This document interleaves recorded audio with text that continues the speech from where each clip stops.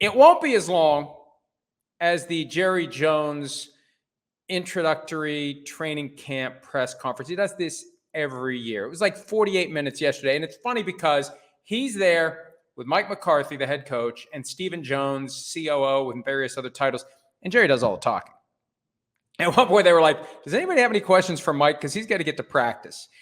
And that didn't spark many questions for Mike. And he sat there the whole time until Jerry was done, which is smart because Jerry will say certain things when you're present, and he may say even more when you're not present. It was after the press conference ended, and Jerry went to talk to a group of reporters and kept going. And that was when he made the comments about Bill Belichick and how much he likes him and respects him and yada, yada. And Mike McCarthy didn't get an extension because of what happened against the Packers in the playoffs. And it really is a ton of pressure on Mike McCarthy. We talked about that earlier in the week. It's just a bad situation. And nothing I heard during the press conference, and I watched all of it, and there were some entertaining moments. Apparently, after the press conference, when he was talking to the reporters, he said glory hole again, but then he tried to make a oil and gas reference so it wouldn't be quite as awkward as it was 12 years ago.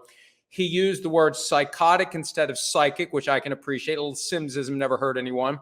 I really did, though, come away with an even stronger belief that, and this dates back to the original use of all in at the Senior Bowl in late January. Here we are 6 months later. And he had a thing where he got into the whole, I'm all in. And I'm all in. And that means I'm focused. And that means I'm only, it's not a very good impression, so I'm not going to keep trying. But we know how this got off the rails for the Cowboys. All in the poker chip sense. All in the, we're making the full investment. We're putting all our cards on the table, all the money in the pot, and we're going for it this year.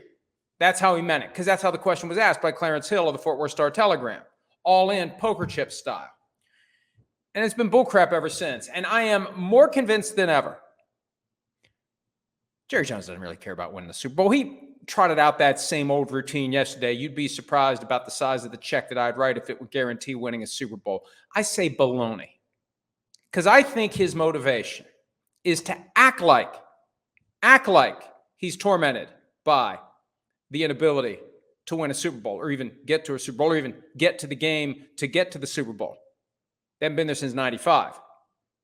I think he acts obsessed with that, so the fans will be.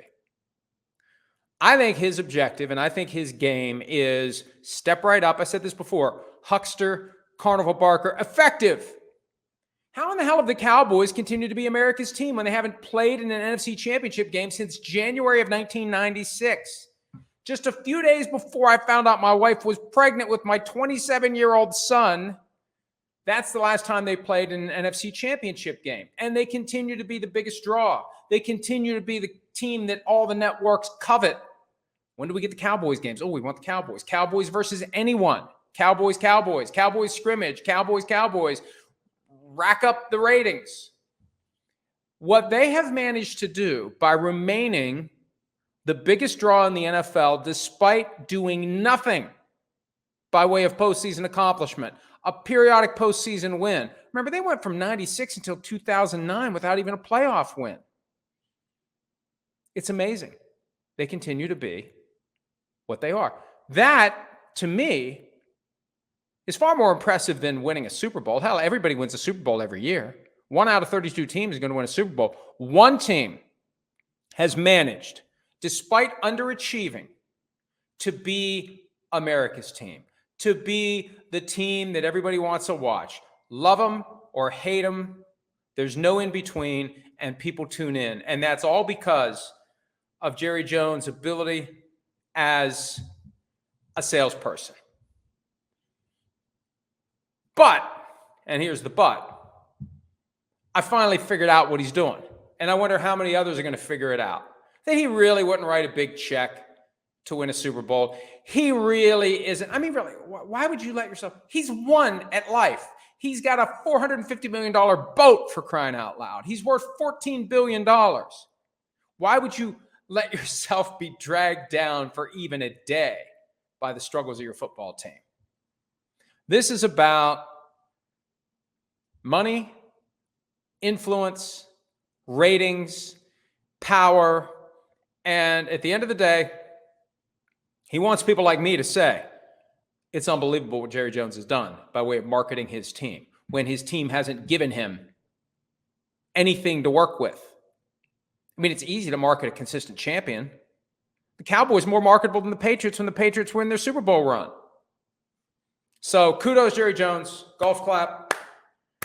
You've done remarkable things as a salesman. And you've got your 3 Super Bowl wins. And you're responsible, along with Jimmy Johnson.